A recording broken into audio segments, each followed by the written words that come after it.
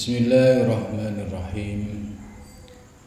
Alhamdulillahilladzi allamani bi ulumil ulama'il muwahhidin wal muhaqqiqin wa arsyadani ila thoriqil mustaqim. Wassalatu wassalamu ala sayyidil wujud wal arwah nabiyyina Muhammadin sallallahu alaihi wasallam alladzi jaa bisyari'ah wa thariqah wal haqiqah wal ma'rifah wa ala alihi wa sahbihi ajma'in, amma ba'du. Subhanaka la ilma lana illa ma 'allamtana innaka antal alimul hakim. La haula wa la quwwata illa billahil aliyyil azim. Malam ini kita akan melanjutkan pembahasan kitab At-Tuhfah Al-Mursalah. Sudah sampai pada pembahasan martabat yang ke-7. Martabat 7 saya ulangi lagi supaya ada gambaran yang utuh ya tentang martabat 7 ini. Dasar dari martabat 7 ya, sumbernya dari Al-Quran ya, yaitu Wallahul ladzi la ilaha illa huwa alimul ghaibi wasyahadah. Kata al-ghaib dan kata as-syahadah dikembangkan oleh para sufi, yaitu ulama-ulama muhaqqiqin, menjadi beberapa martabat. Kata al-ghaib yang pertama ya, dijelaskan menjadi 3 martabat. Ya, 3 martabat ini termasuk martabat qadim. Ya, qadim itu ya dahulu kala sebelum ada alam semesta, itu qadim. Nah, 3 martabat ini yang pertama ahadiyat. Ya, ahadiyat itu martabat yang pertama, disebut juga sebagai la ta'ayun. Maksud la ta'ayun di martabat ini itu tidak ada apa-apa ya, selain zat. Martabat ini juga disebut sebagai martabat kunhi al-haq atau kunhi dzat.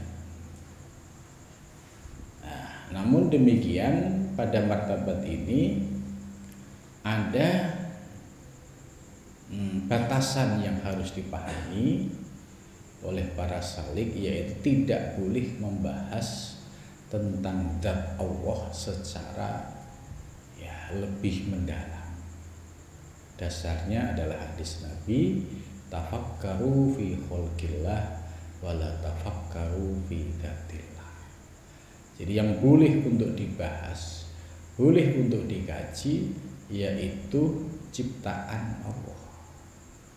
Wala tafakkaru fi dzatillah, dan tidak boleh untuk berpikir, untuk mendiskusikan tentang zat Allah. Jika dilakukan pasti ahmak, ya rusak, karena tidak mungkin untuk menjangkaunya. Nah, karena itu kalau kita paham bahwa martabat yang pertama ini adalah martabat zat, ya posisi kita hanya meyakini ya bahwa di martabat ini yang ada hanya zat, tidak boleh untuk dibahas secara eksploratif ya. Kemudian martabat yang kedua yaitu martabat wahdah. Martabat wahdah ini disebut juga dengan istilah ta'ayun awal atau ta'ayun ula. Disebut ta'ayun ula karena di martabat ini sudah ada zat dan sifat ya. Kemudian di martabat ini juga disebut dengan martabat hakikat Muhammad. Atau istilah lain di martabat ini juga ya disebut dengan Nur Muhammad. Nah, Nur Muhammad ya itu telah ada pada martabat ini. Jadi awwalu ma khalaqallahu nurun nabiyika ya Jabir. Jadi pertama kali yang diciptakan oleh Allah itu nur nabimu. Kemudian setelah kita memahami martabat yang kedua yang disebut dengan ta'ayun ula, ta'ayun awal tadi ya, diibaratkan di martabat yang kedua ini sebagai alam ide atau Allah ingin merencanakan tentang penciptaan alam semesta. Jadi di martabat yang kedua ini ya Allah ya ingin merencanakan tentang alam semesta. Jadi masih sifatnya ide atau rencana. Lah ide dan rencana ini sifatnya masih tafsir, masih mujmal, masih ijmal. Ya. Hal ini sesuai dengan hadis qudsi yang berbunyi ya, kuntu kanzan mahfiyah. Ya. Aku ini aku Allah adalah perbendaharaan yang tersembunyi. Fa inni uhibbu aku. Sesungguhnya aku ingin dikenal. Ini firman Allah. Ini masyhur di kitab-kitab tasawuf ya ulama-ulama muhaqqiqin. Fa inni uhibbu an uraf. Aku ingin dikenal. Fa khalaqtul khalqa, maka aku ciptakan makhluk yaitu alam semesta. Termasuk diri kita ini juga bagian dari alam semesta. Terus fabi ya'rifuni, maka hamba-hambaku yang mendapatkan petunjuk dariku dia akan mengenalku. Artinya ada hamba-hamba Allah yang mengenal Allah dengan mendapatkan petunjuknya, ada juga hamba yang tidak mengenal Allah. Maka bersyukur kalau kita ya dalam posisi sebagai hamba yang mengenal Allah. Nah, rencana di alam wahdah ini ya, ini sifatnya masih ijmal, masih global. Ya, kemarin saya ibaratkan saya pengen bikin masjid, tapi masih berupa ilustrasi dalam alam ide. Jadi belum wujud secara teknis, secara detail. Baru di alam yang ketiga, yaitu alam wahidiyat, ya, itu disebut sebagai alam ta'ayun sani. Ta'ayun sani itu ya proses kejadian yang kedua, yaitu kejadian kalau dalam teorinya sudah ada zat, sifat dan asma. Ya.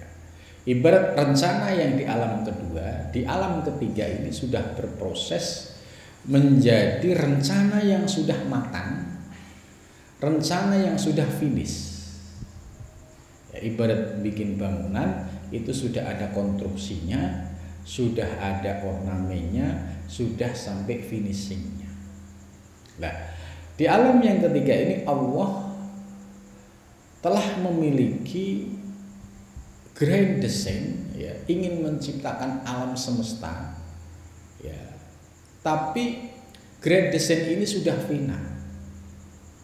Jadi ingin menciptakan alam semesta seisinya, termasuk di dalamnya itu ada miliaran manusia dan juga makhluk-makhluk yang lain, itu semua sudah didesain oleh Allah di martabat yang ketiga.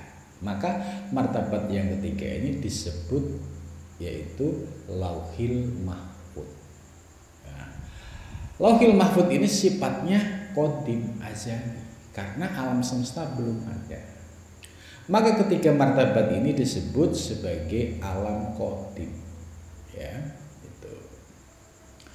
Setelah membahas tiga alam qadim sebagai pengembangan dari alam gaib, kemudian selanjutnya alam syahadah ya, itu dirinci oleh mu'alif ya, menjadi bagian dari alam kudus, alam baru, yaitu dimulai dari alam arwah ya, kemudian alam misal, alam atsam, kemudian alam insan.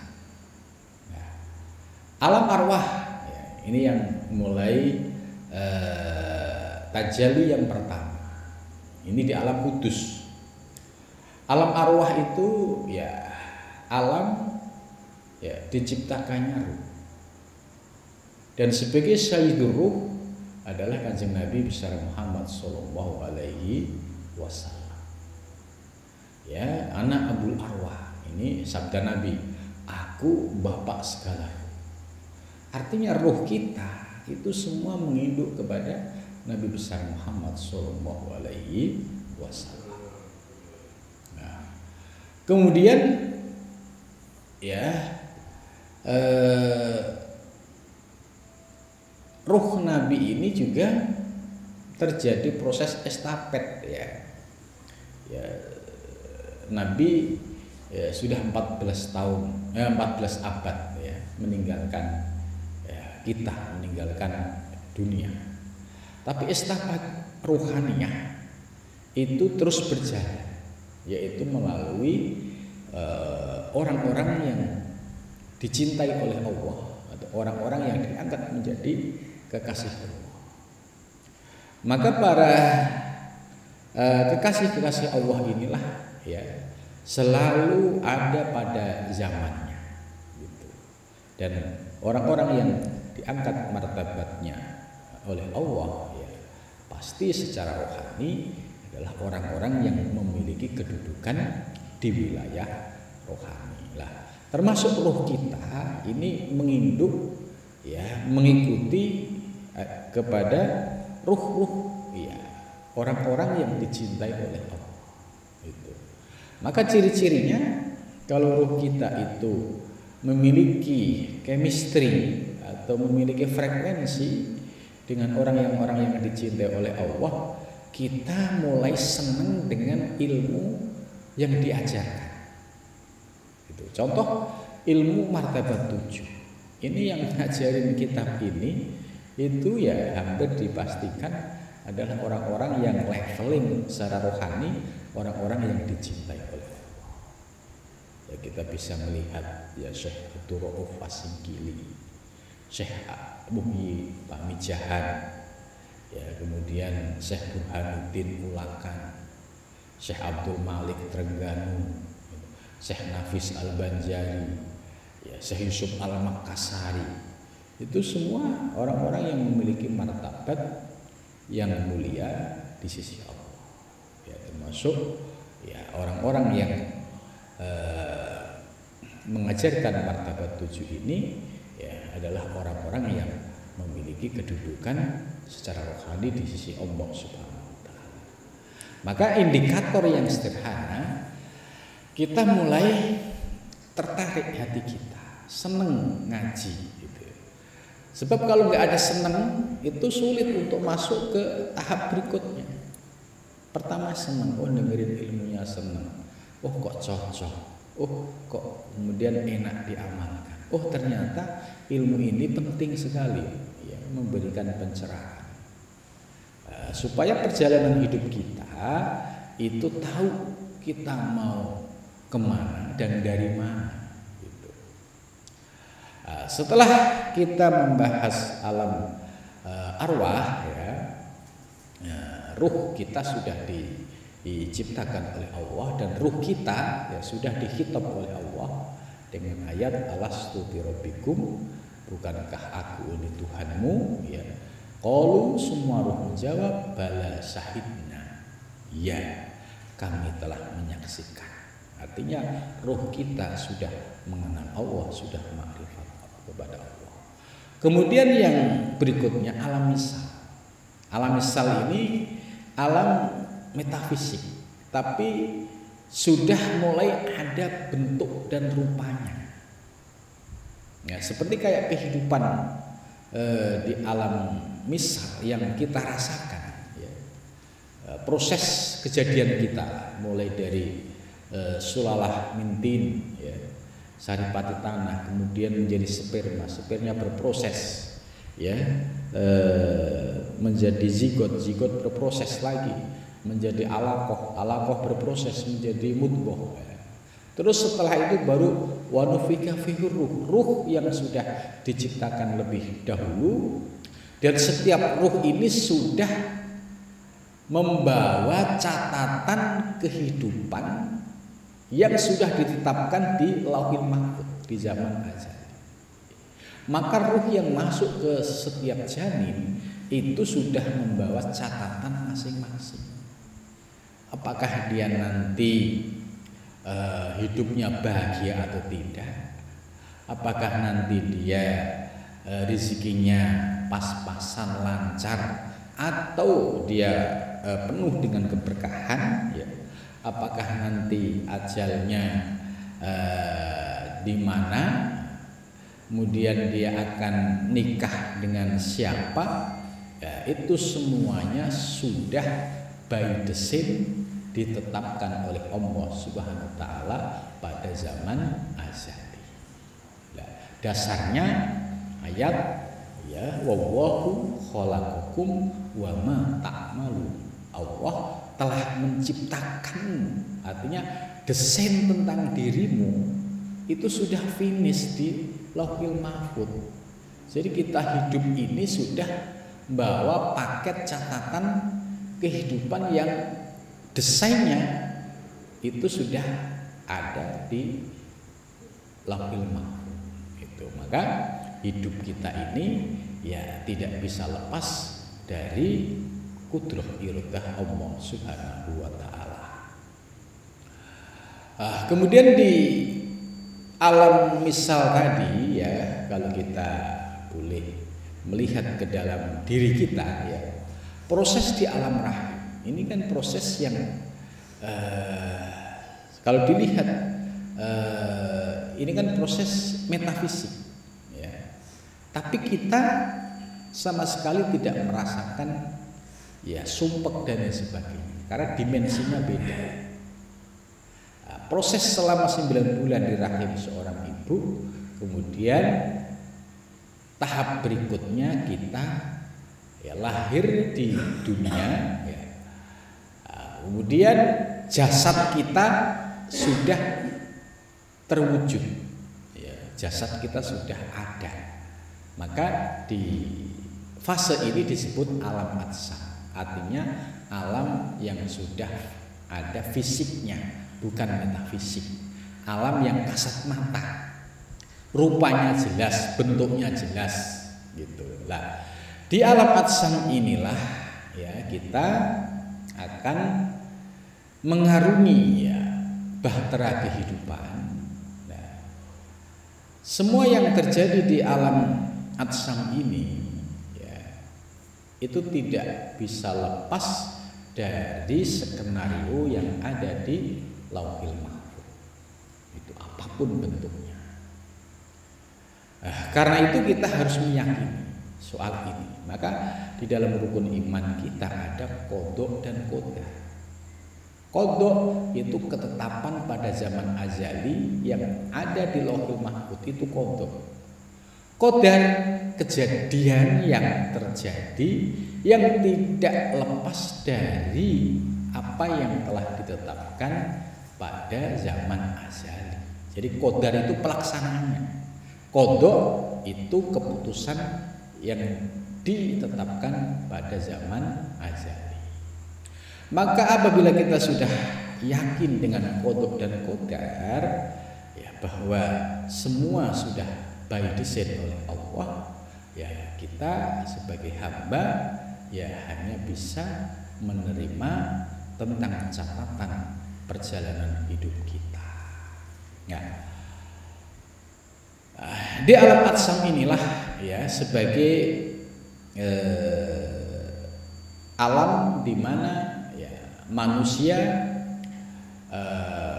bisa kembali ke jalan Allah ya, dalam pengertian dia akan bisa kembali menjadi pribadi yang suci ya, atau dia menjadi pribadi yang penuh dengan dosa dan noda. Sebab ketika hadir di dunia ya, setelah dari usia kanak-kanak ya, dewasa itu sudah mulai ada dosa. Kalau setiap hari kita memproduksi dosa, itu berarti ya baju yang awalnya putih bersih kemudian kita oret-oret. Nah, kemudian sampai usia ya 30, 40, 50 gitu. Semakin hitam karena dosa-dosa yang kita lakukan belum pernah ditaubati. Nah, karena itu bagi orang-orang yang mendapatkan panggilan dari Allah untuk kembali menuju Allah, ya, dia akan bertaubat. Nah, untuk bertaubat secara benar, kemudian mendapatkan bimbingan secara rohani, yaitu bertaubatnya di hadapan seorang mursyid, seorang guru, akan dibimbing mulai dari ya mandi taubat ya, terus dengan taubatan nasuha, kemudian diberikan kaifiat zikir ya, kemudian diberikan kaifiat riyadhah. Untuk apa? Untuk membuktikan bahwa kita sudah benar-benar taubat dan kembali menuju Allah, yaitu berikhtiar untuk menyucikan kembali baju yang dulu pernah bersih sekarang kotor, harapannya bisa menjadi bersih kembali. Nah, inilah perjalanan seorang salik yang menuju Allah Subhanahu wa ta'ala.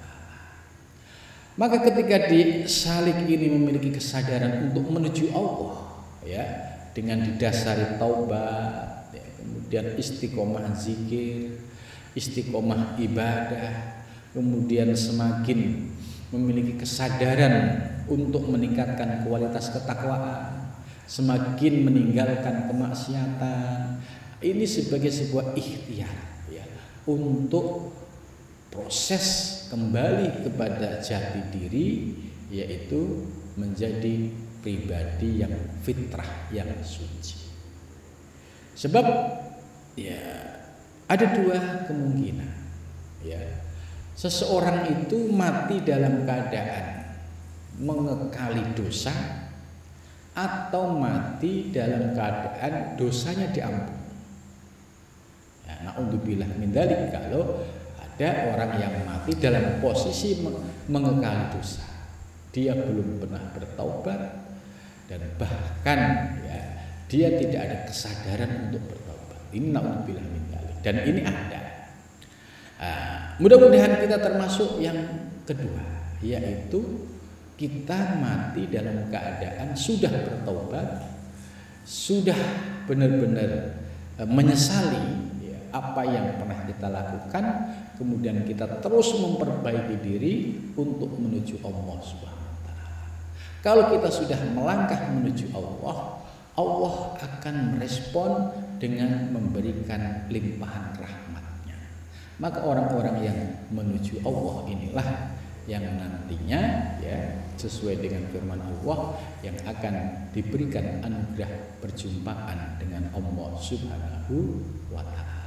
Lah, untuk mencapai ya tahapan-tahapan ini, metode yang sudah teruji ya sepanjang zaman itu adalah metode yang mengikuti tarekat-tarekat muktabar, yaitu di bimbing oleh seorang mursyid yang kamil mukamil, memiliki silsilah mutasil, dan juga memiliki zikir yang mutasil yang bersumber sampai kepada baginda Nabi besar Muhammad Sallallahu Alaihi Wasallam, dan tidak ada indikasi penyimpangan aneh-aneh.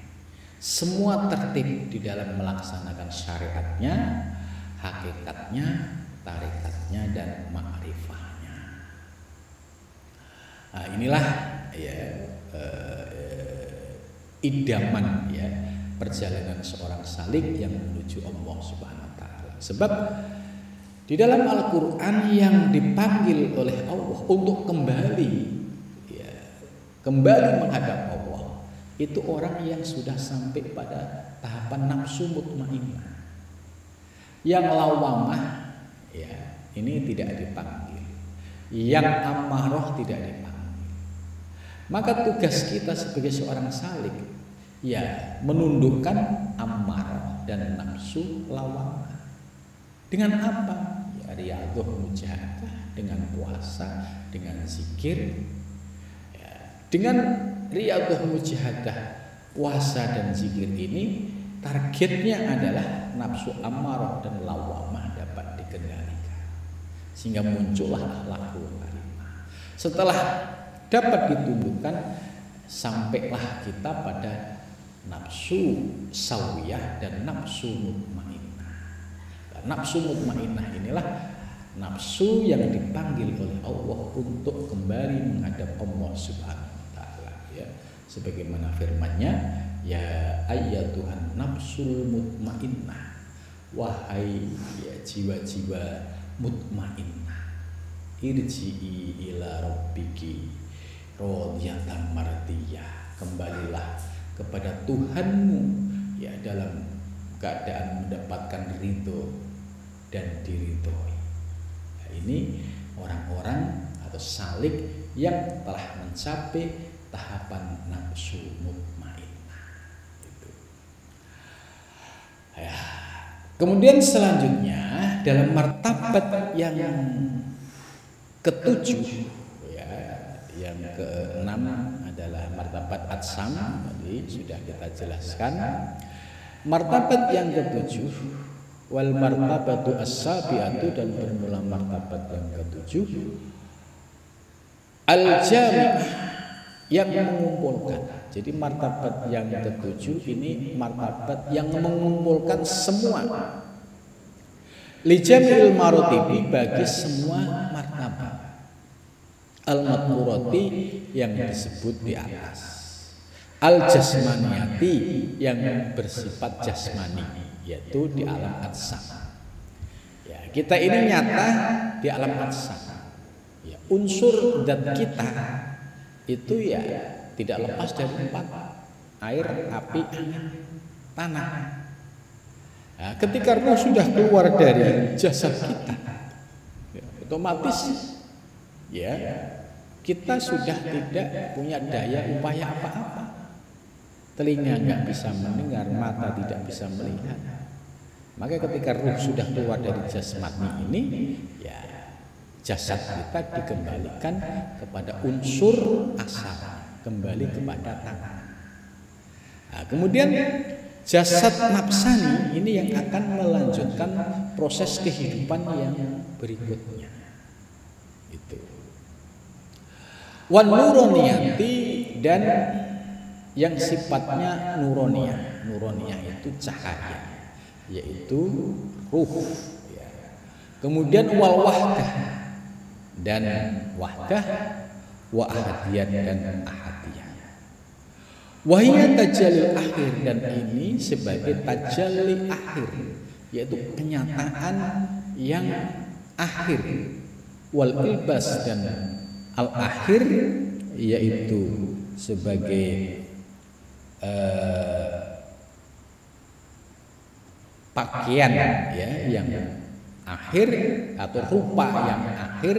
Wahya al insan, yaitu yang disebut dengan insan. Jadi artinya wujud kita ini sebagai manusia ternyata memiliki ya kedalaman rahasia yang luar biasa. Ya, kalau melihat penjelasan tadi, struktur fisik kita, ya, mulai dari awal mulanya kan dari sulalah mintin, saripati tanah, kemudian menjadi sperma. Ini kan sesuatu yang memproses zat awal, kemudian sampai berproses menjadi rupa yang sedemikian. Ya, rupa yang ada pada saat ini, ya, ini adalah fi ahsani taqwim, yaitu sebaik-baik bentuk dan ciptaan. Tapi ingat, kalau sampai kita tidak bisa memahami hakikat diri kita, ya, kemudian kita lupa diri, maka kita akan dicampakkan sumarodatnahu aswal safilin, ya, akan dicampakkan ya pada martabat yang paling rendah, ya, bisa menjadi martabat ya kebinatangan, ya, karena mengikuti nafsu binatang, atau martabat syaitoniyah karena mengikuti hawa nafsu yang sumbernya dari syaitoniyah. Lah, kondisi yang paling ideal, ya, yaitu apabila kita sudah berhasil menundukkan hawa nafsu ini sehingga kita layak menjadi ya pribadi yang disebut dengan insan, manusia. Manusia dalam pengertian wujud fisiknya berupa manusia, tapi secara rohani dia juga memiliki kedudukan, yaitu telah merasakan perjalanan rohani hingga mengenal Allah Subhanahu wa ta'ala. Nah, maka ketika wujud kita ya ini sebagai insan ini, ya, jangan sampai kita lupa diri, ya, melupakan Allah, tidak sadar asal usul kita dan tidak sadar kita akan kembali kemana, kemudian kita terpesona dengan dunia, akhirnya kita tadi sumarudatnahu asfala safilin. Jangan sampai kita direndahkan pada posisi yang hina itu. Nah, karena itu supaya kita mendapatkan martabat yang mulia, ya tidak ada lain ya cara yang paling efektif ya mengikuti ya metode yang sudah diajarkan dalam tarekat. Sebab di dalam tarekat itu ada metode untuk menundukkan hawa nafsu yang menjadi tantangan terberat, yaitu amarah dan lawamah, dan juga ada kaifiat zikir yang untuk membersihkan kotoran hati, kotoran batin, yang ini mau tidak mau ya harus dibersihkan. Nah, sebab kalau tidak ada zikir, ya, tidak mungkin kita akan bisa mensucikan batinnya kita, karena ibarat ya sampah dan air itu sudah menyatu. Ya, kalau kita lihat kotoran di sungai kemudian masuk ke laut, itu kan sudah menyatu, kotoran semua apapun nyatu. Ya, begitu juga diri kita. Kalau hati kita dipenuhi dengan kecintaan dunia, dipenuhi dengan persoalan-persoalan dunia, sehingga kita melupakan Allah, melupakan akhirat, itu perumpamaan persis ya seperti air yang penuh dengan kotor. Maka tidak ada lain cara untuk menyucikan ya supaya air itu bisa jernih, ya harus dipanasi. Dipanasin. Kalau di laut itu dengan terkena panas yang cukup tinggi, akhirnya menjadi mendung, ya menguap menjadi mendung, kemudian kemudian menjadi hujan dan airnya bisa netral kembali. Ya, begitu juga jiwa kita yang sudah campur aduk, ya kebinatangan ada, ya, setan juga ada, malaikat juga ada, kemudian potensi ilahiyah juga ada. Kita bahkan juga sudah makrifah mengenal Allah juga ada. Lah, tidak ada jalan lain supaya kita bisa kembali ya, dengan martabat yang mulia, yaitu mengikuti proses atau tahapan melalui praktek sebuah tarekat yang muktabar. Karena metode ini sudah teruji ya, untuk menjadi sosok insan kamil, manusia yang paripurna, ya, wujudnya manusia tapi secara rohani ya, sudah melewati tahapan-tahapan perjalanan. Nah, maka orang yang demikian ini disebut sebagai manusia yang paripurna. Manusia yang paripurna sebagai teladan kita adalah Nabi besar Muhammad SAW. Wujudnya nyata, Muhammad bin Abdillah. Kemudian prosesnya nyata. Rasulullah sebelum menjadi Nabi kholwat 15 tahun bolak-balik ke Gua Hira. Untuk apa? Membersihkan lahir batin. Jadi selevel Nabi saja 15 tahun bolak-balik ke Gua Hira untuk membersihkan diri. Bagaimana dengan kita? Ya, puasa tidak mau, zikir tidak mau, tapi pengennya mendapatkan martabat yang mulia. Ini ya sangat paradoks sekali. Ya, karena itu ya satu-satunya jalan menurut saya metode thariqah ini yang sudah teruji ya. Ada proses suluknya, ada proses ilmunya, ada proses perjalanannya, ada proses zikirnya. Itu semua komplit ya, ibarat metodenya sudah teruji sekian abad itu. Kemudian setelah Rasulullah SAW ya sebagai Khotamul Anbiya ya, nabi yang terakhir. Kemudian setelah Nabi Muhammad ya wafat, yang ada adalah nurul wilayah ya, nurul wilayah, nur kewalian terbuka sepanjang zaman. Maka orang-orang yang memiliki kedudukan yang mulia di sisi Allah ya, tidak disebut nabi atau rasul, tapi disebut sebagai wali atau aulia min ya, waliyun min aulia. Maka para wali ini ya selalu ada setiap zamannya.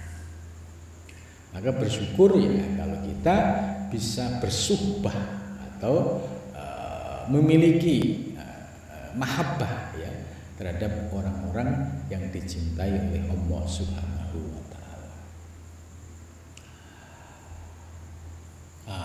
Dari 7 martabat ini ya, target sebagai seorang salik ya, kita adalah ya paling tidak menjadi manusia yang insan kamil tadi. Ya. Semua kembali kepada Allah, karena untuk mencapai pada tahapan manusia yang paripurna ya semua tergantung dari rahmat Allah. Tapi ciri-ciri ya, tanda-tanda bahwa kita sudah berjalan melangkah ini sebagai indikator bahwa kita sudah berada di jalan Allah Subhanahu wa taala. Dibandingkan dengan posisi ya dia masih bergelimang dengan dosa, melupakan Allah ya, bahkan tidak pernah berpikir akan ada kehidupan akhirat.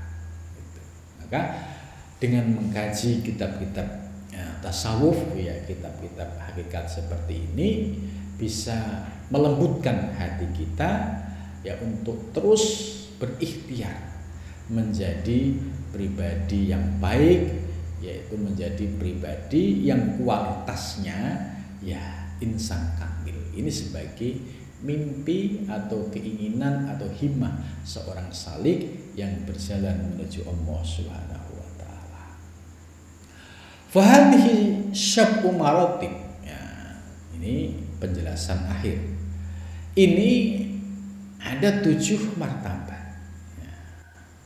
Al-ula yang pertama, minha hiya martabat la duhur.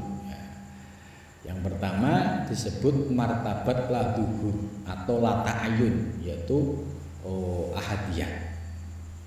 Wasitah, dan 6 al-baqiyah yang tersisa, minha diantaranya ya marotibud duhur al-kuliyah, yaitu martabat duhur kenyataan al-kuliyah yang kuliah ya. Wal akhirah, dan akhir. Minha akni insan, jadi yang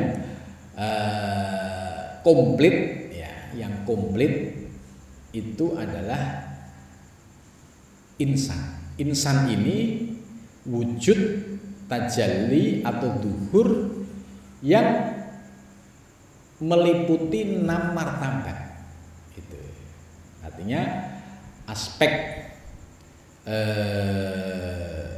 wahdah ada, wahidiyat ada, ruh ada, alam misal ada, alam atsam ada, dan alam insan. Loh kok bisa? Ya iya. Karena proses penciptaan diri kita ya, untuk menjadi ali ini ya, ini contoh saja. Ini ternyata kalau kita urut pakai dari martabat 7, ini kan mulai dari martabat yang kedua. Kalau martabat pertama kan nggak boleh otak-atik. Martabat yang kedua ini martabat wahdah. Allah ingin menciptakan makhluk ya, kuntu kanzan mahfiyan fa inni uhibbu an u'raf, aku ingin dikenal. Fa khalaqtul khalqa, aku ciptakan makhluk.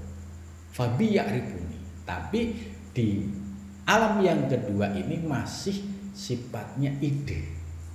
Kemudian di alam yang ketiga dari ide menjadi tahapan teknis. Teknis penciptaan secara menyeluruh. Ya, orang-orang yang akan terlibat menjadi khalifah di muka bumi itu sudah diciptakan, didesain oleh Allah di martabat yang ketiga, yaitu yang disebut lauhil mahfuz. Itu lah wujud kita yang hari ini ngaji bareng ini tidak lepas dari apa yang sudah ada dalam catatan lauhil mahfuz. Gitu. Termasuk diri kita masing-masing ya, dengan nama masing-masing dan juga membawa catatan amal masing-masing, itu pun juga tidak lepas dari catatan yang ada di lauhil mahfuz. Dalam bahasa rukun iman disebut qadha. Qadha itu ketetapan Allah pada zaman azali, yaitu pada zaman wahidiyah ini. Maka penjelasan dalam kitab ini ya, sudah disampaikan bahwa kita sebagai insan manusia ini meliputi ya 6 martabat. Itu. Nah, untuk menjadi tambahan kamil ini tergantung dari kesungguhan kita ya, dalam menuju Allah Subhanahu wa taala. Kalau sudah diciptakan dalam bentuk fi ahsani taqwim begini ya, kemudian dia lupa sama Allah, lupa dengan akhirat, kemudian dia memilih bergelimang dengan dunia, bergelimang dengan kemaksiatan, ya sudah, berarti dia ya sebatas sebagai manusia tapi tidak bisa mencapai kualitas pada insan al-kamil. Bagi orang-orang yang memiliki semangat untuk bertaubat kembali kepada Allah dan berproses, nah inilah yang harapannya bisa menjadi al-insan al-kamil. Idza a'raja wa dhahara fi jam'il maratib al-madhkurah ma'a imbisatiha yuqalu lahu insan al-kamil. Jadi sekarang ini posisi kita manusia. Tadi posisi manusia beragam, ada yang orientasi hidupnya dunia, ya, ada yang sudah orientasi ke akhirat. Gitu. Lah, idza arja, apabila ada seorang hamba manusia kemudian dia punya orientasi untuk ke akhirat, arja mulai menaikkan ketaatannya ya, dengan taubat lebih dahulu tadi. Wa haru fi jamil maratib. Jadi dia berproses ya menjadi seorang salik yang riyadhah mujahadah, maka dia akan menjadi dohar ya, yaitu kenyataan semua martabat ya, dan disebut dia sebagai al-insan al-kamil. Jadi insan al-kamil itu adalah manusia yang berorientasi kepada akhirat ya, kepada perjumpaan kepada Allah Subhanahu wa taala, dengan tadi sudah melakukan taubat, kemudian meningkatkan kualitas ketakwaan, menjauhi segala kemaksiatan. Maka kalau sudah pada posisi itu, dia untuk mencapai pada kualitas insan kamil itu termasuk ya taroji. Taroji itu ya sebuah keinginan yang sangat possible, mungkin terwujud ya bagi orang-orang yang sudah memiliki kesadaran untuk kembali menuju Allah Subhanahu wa taala. Wal uruj wal inbisat al wajil akmal, sebagai contoh ideal seorang manusia yang sudah mi'raj, artinya dalam pengertian sampai ke Sidratul Muntaha, yaitu ya Nabi besar Muhammad SAW. Tapi harus dipahami, Nabi Muhammad sampai pada tahapan ini nggak ujuk-ujuk. Bisa dilihat sejarahnya sejak beliau menikah sampai usia 25 tahun sampai 40 tahun beliau bolak-balik ke Gua Hira. Itu untuk apa? Yaitu tazkiyatun nufus. Tazkiyatun nufus apa? Menyucikan jiwa. Dengan apa? Riyadhah mujahadah. Jadi Nabi selama 15 tahun ya, turun naik ke Gua Hira. Ini bagian dari proses awal untuk menjadi sosok insan kamil. Nah kalau kita nggak mau riyadhah, nggak mau zikir, kok mimpi pengen jadi insan kamil, ya tamani gitu. Ya yang lebih dekat ya insan kumel. Gitu. Jadi insan kumel itu ya insan manusia yang penuh dosa. Gitu. Nah kita ada pilihan saja. Mau menjadi insan kumel atau insan kamil, kan beda dikit. Ya, hurufnya kaf mim lam. Cuma yang satu kumel, yang satu kamil. Nah, perbedaannya jelas. Yang kumel ya dia